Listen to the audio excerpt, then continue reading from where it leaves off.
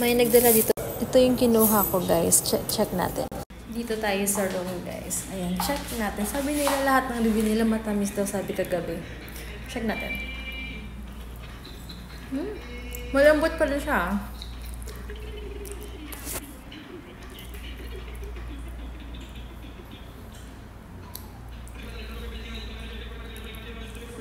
Hindi ko alam po ito, guys, pero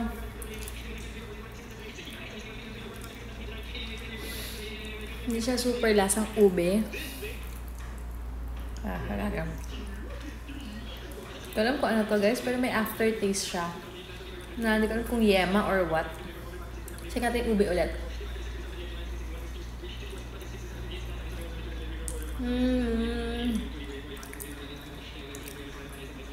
For me, guys, so-so lang siya. As in, parang yung lasa niya, sakto lang din para sa price niya.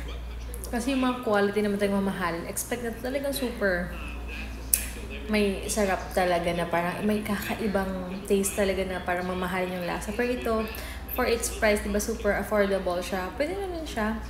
Pero hindi ko siya kayang ubusin kasi medyo matamis po talaga siya. So, yun.